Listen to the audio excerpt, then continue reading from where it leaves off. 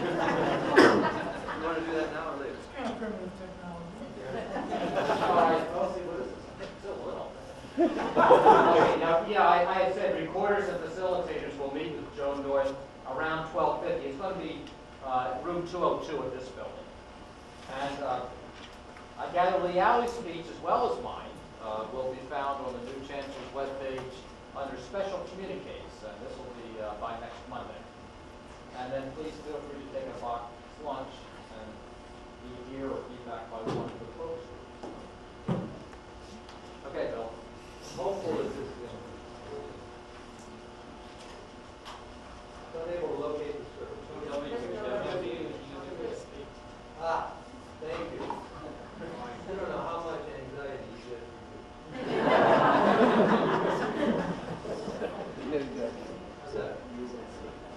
There, good. Well, one of the advantages of being later in the program is other people have said everything that I wanted to say, so I don't want to do that. I do want to have some thank yous. This is real important to me. This is the most exciting academic event I've been part of in 10 years on this campus. Thank you. People I want to thank. I want to thank my colleague, John Munson, who offered me the opportunity to teach with him for the last, 10 years? Joe North, who supported our efforts there. The faculty who've given me the most valuable thing they have, which is their time. People like, and there's others I won't name, but Mark Plonsky, who take hours and just sit with me one-on-one to help me understand things. Randy and Patricia, wherever you are. Colleen, who's helped with the course in getting those lab assistants to help students find the things they need to find. Colleen wrote a song the first semester for us, came to the class and actually sang it for us. Where is Netscape? Where is Netscape? Are you there? Are you there? It's on the Oriole toolbar. It's on the Oriole toolbar. Click on and click on. 275 students singing that. Some of them actually learned it. Charles, that was music, by the way. I want to thank Bruce Stahl and all the support folks down in that area that have helped us solve problems. And I had a couple other names. Bill Kirby, I want to thank Bill. He doesn't know it, but he let me sneak in the back room and watch him doing a lot of his distance education efforts. And I really appreciate the time you spent through this with Todd. And Arnie, anytime I had a question and I go over there, Arnie would help me, point me in the right direction. So I appreciate that. And there's others too, but let's get on. Next, I really need to thank two groups of students. The most important group for this presentation are the group that have written all of the background code that helps our health service do what we do.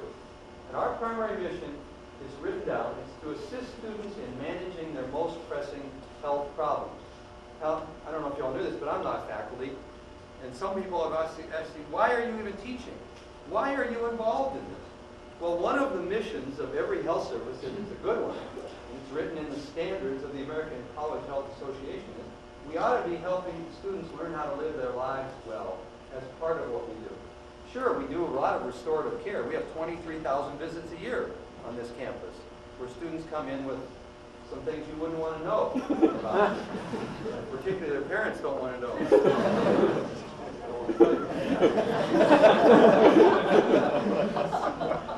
That group of students have helped us solve an enormous number of problems in delivering information, delivering strategies for improving their well-being. And now we're beginning to learn that in the managed care arena, people can save a lot of money by having access to other folks who have already solved that problem. And they may not be physicians. Matter of fact, for a lot of the rare disorders, if you would have it and you came to me, you're in trouble. I've never seen a human with that problem. I won't even recognize it. But there are self-help groups that you can find on the net where they've got years of experience in managing their problems. Now, the other group of students, obviously, are the ones that pay for everything we do at our health service. We are not tax supported. We are totally funded out of student fees. And so that support has been appreciated all the years. I don't think there's very many of them here. I did try to put something together for this presentation last night. And if this works, which will always amaze me, call it Summit. And by typing this, you're going to know I used product, the 97 product package, Word, PowerPoint, and Publisher, and Access, will make it so easy for all of you if you decide you want to use the web as one of the ways to deliver information. This was done last night in a couple hours' time after the kids went to bed. After I went to the 2-hour math in-service at the local grade school, where I learned all the math that I learned was stupid.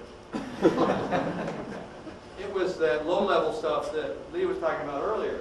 Now they're teaching my kids how to use math to solve problems. What an idea. I tried it. Divide the driveway into 3 parts. Let's move the snow from the first part. It didn't work. All right, this viewer, who teaches this course that I was talking about? Well, I'm one of the faculty. And when I do a presentation, you put the handout right there where they can get it from any kind of connection. As long as they can get to internet, they can get the information. So these are some of the off-campus things that we've done. But let me go back one more. The course outline, obviously, when you teach 820 students, John and I would have to take 2 duplicating boxes full of paper. Paper science is good. But imagine today, which sometimes it's like this. You got a cart, you know. You're dragging it through a half a foot of snow over the curbs to get all that paper there. Guess what? At the end of the class, 10% of the paper is on the floor with their wet footprints all over it. And they come back next week and say, I didn't get one. Now we put out one piece of paper. It's a very brief outline. Everything else is there. You just click on that. There's the course outline and syllabus. Oh!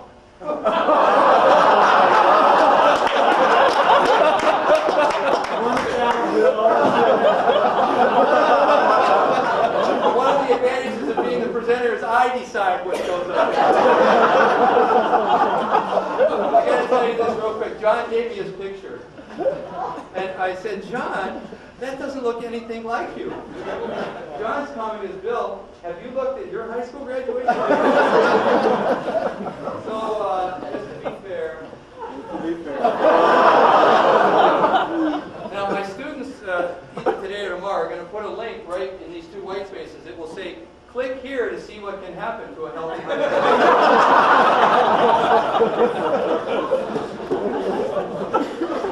Well, there's more information than they want, and John and I and Joan Shue spent about an hour, I think, yesterday or the day before, revising this and cutting it down and making it ready for this semester. Wellness sites, you know, the course is about managing your health. It's called The Healthy American. And, you know, a lot of people say, why are you teaching a course like that at the university level? Well, you know, the students need to learn how to live, too. And I would suggest that as faculty, we need to learn how to live. And I'm excited about technology. You'll see how we use it. We need balance, too. One of my best friends and colleagues is not here today. He's gotten voted by the faculty as one of the best teachers this institution ever had. And he's not here.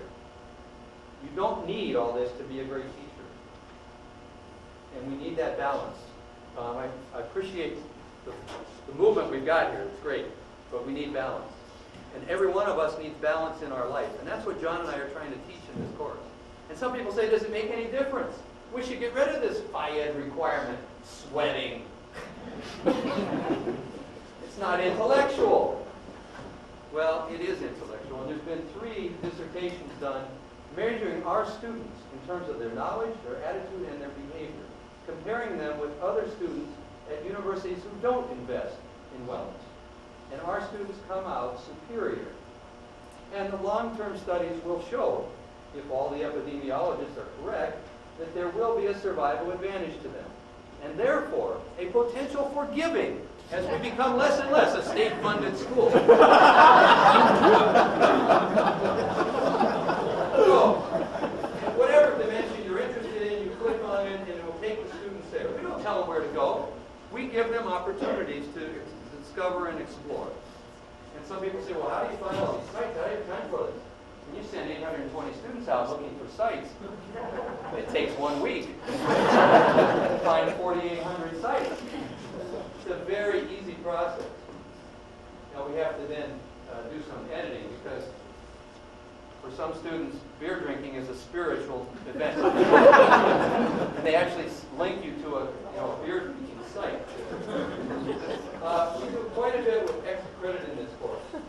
And I throw a few advertisements in here. Here's an advertisement for Veggies Unite. This is one of the best sites for if you're interested in eating a healthier diet. Shape Up America. You can go there and you can see what Dr. Koop has to say. And Dr. Koop has a lot to say, and we ought to listen to him, by the way. And if you want to go back, and you'll see right there, I said there's a short video, too. The students that worked for our health service for a project for Roger Bullis' class solved a very tough problem for us of delivering video on a streaming basis, just like Real Audio. And they used the Microsoft product NetShow and the NetShow Viewer. They did it as a demo, they proved it worked, and they took it off, so I can't show it to you. They were worried about copyright, because what they showed was all the Disney movies, the clips that they got off. They were worried about that, and worried about the megabytes of space that it took up on our server. So I'll back up one more time. Extra credit, I want to throw that extra credit. We encourage the students to participate in what's going on the campus. And for example, this John Jury, who works in our unit, in our division, he's done research on our seniors as they leave. A high percentage of our seniors have never been in the Fine Arts building at the time of graduation. So this semester, John and I will be offering extra credit points to students who go to plays, to concerts, to recitals, to the gallery. But they can't just go. They have to write what they learned from that.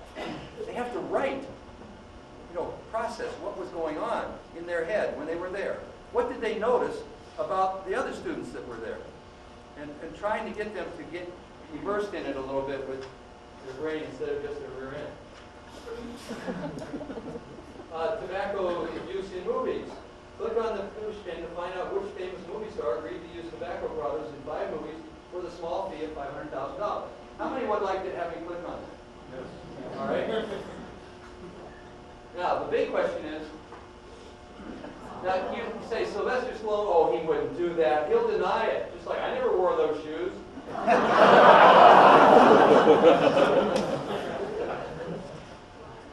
There are enormous resources out there to help students understand. Now, the real question is, if R.J. Reynolds offered you $500,000 to endorse their product, how many faculty would really turn them down? No hands went up. A couple. Yeah, a couple. Yeah, they say it now because they know the money's not in the room. Now let's pile the money in front of them on the table and see how all of a sudden, well, it's not that bad. No, not that bad. Well, one of my friends who's in an organization I'm in was offered $2 million this year. The fellow who wrote the new Surgeon General's report on physical activity. Tobacco industry offered him $2 million to kind of exaggerate some of the findings about leanness and tobacco and put it on a healthy spin. He turned them down. Unbelievable! I would have taken the money. Now, actually, I can go to the bottom of any page to do this. There's the Roots Pyramid and all that other good stuff. Individual testing. In this course that we teach, imagine the logistics of having 820 students each be tested as an individual. And what do? We do body fat testing, and sit and reach, their flexibility, a bicycle ergometer, their blood pressure, their grip tank. I didn't have room for all of it. But every one of them gets to do this kind of stuff. I'm going to get out of here for a second, go to our, whoops, sorry. You have 1 minute. 1 minute. All right. We can do it in 1 minute. The Healthy American course has lots of activities we ask the students to do, assessments they have to do. These are all interactive sites where you actually go through some kind of process. You can find out what your personality type is, what your learning style is. You can find out how uninformed you are about women's health.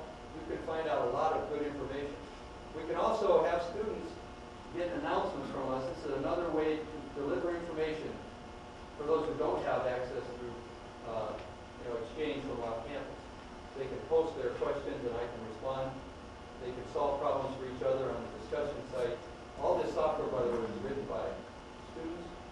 take a quiz just by clicking. It randomly assigns the questions, and when you get all the way down to the end, so you get to the right place, you put in your ID, and I happen to have a student ID here. I just want to show this.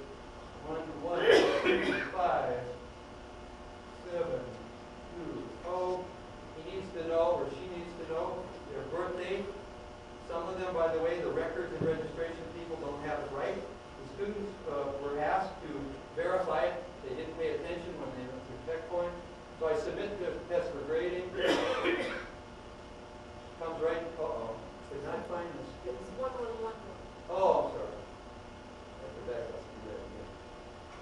1, 1, there's 3 1. Thanks. Pauline, help me again. Students think they'll stay there. So it submits the test for grading. It comes back instantly. If they got the answer right, it'll say so. If they got it wrong, it'll say so. It'll tell them where they can find it, what page, what chapter. They can take this test as many times as they want. I'm interested in them learning it. I don't care what the grade is. The grade is what they want it to be. You know what we found this last semester? They spent 3 times as much time on the material than they did in the way we used to do it, which was big boxes going into the room, answer sheets that cost what? How much were they a piece?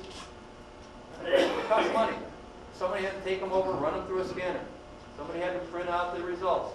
Somebody had to put it up on a board somewhere. The students never got the right answers back, most of them. They never knew whether they got it right or not. This is a powerful way for that low-level stuff. And you know the beauty of it? At the end of the week, we send one email to the secretary with all the grades already in the right order. It's all done electronically. I don't have any paper to carry over there or back, worrying about it getting wet in the snow, sprinkled when I drop the box, or all those other things.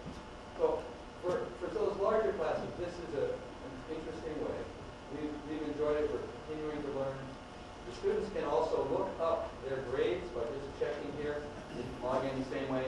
They can check their grade and see what it was. Imagine all the communication that's going on right now with phone calls and asking and leaving messages, trying to schedule appointments.